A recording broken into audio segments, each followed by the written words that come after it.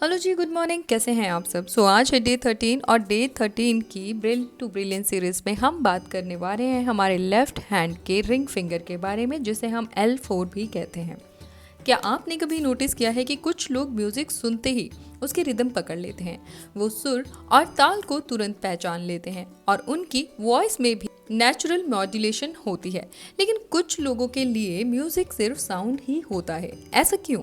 क्योंकि ये जुड़ा होता है आपकी ऑडिटरी इंटेलिजेंस से और फिंगरप्रिंट ब्रेन मैपिंग के अनुसार L4 एरिया जुड़ा हुआ माना जाता है म्यूजिक एप्रिसिएशन से, रिदम सेंस से, साउंड डिफरेंशिएशन से और इमोशनल ऑडिटरी फीलिंग से। लेफ्ट हैंड की रिंग फिंगर L4 सेगमेंट बताती है कि कोई व्यक्ति साउंड और म्यूजिक को कितनी सेंसिटिविटी के साथ महसूस करता है।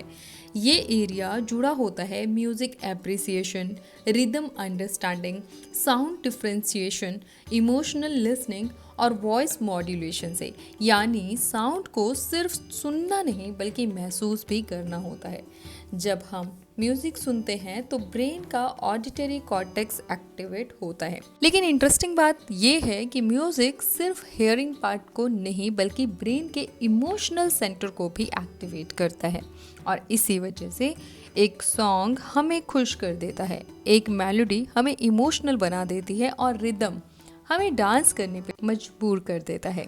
अगर किसी व्यक्ति का L4 स्ट्रांग होता है तो उनमें अक्सर ये सब क्वालिटीज देखी जा सकती हैं, जैसे कि स्ट्रांग म्यूजिकल सेंस, रिदम जल्दी पकड़ने की एबिलिटी, वॉइस मॉड्यूलेशन और expressive speaking, emotional connection with music, sound differences को जल्दी पहचानना। ऐसे लोग अक्सर म्यूजिक, सिंगिंग, एक्टिंग और वॉइस रिलेटेड फील्ड में जाना पसंद करते हैं और बहुत अच्छा परफॉर्म भी करते हैं।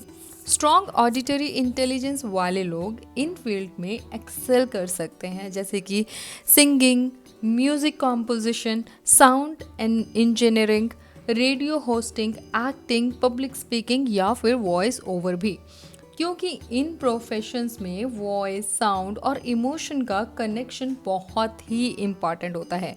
अगर L4 कंपैरेटिवली लो होता है तो म्यूजिकल एबिलिटीज़ डेवलप नहीं हो सकती, ऐसा नहीं हो सकता। इसे हम इम्प्रूव कर सकते हैं सिंगिंग प्रैक्टिसेस के साथ या फिर इंस्ट्रूमेंटल लर्निंग के साथ या फिर वॉइस मॉड्यूलेशन प्रैक्टिसेस के साथ। जब हम म्यूज़िक और रिदम की प्रैक्टिस करते हैं तो ब्रेन की ऑडिटरी पाथवे स्ट्रॉन्ग होने लगते हैं और रिसर्च बताती है कि म्यूजिक ब्रेन की कई पार्ट्स को एक्टिवेट कर सकता है।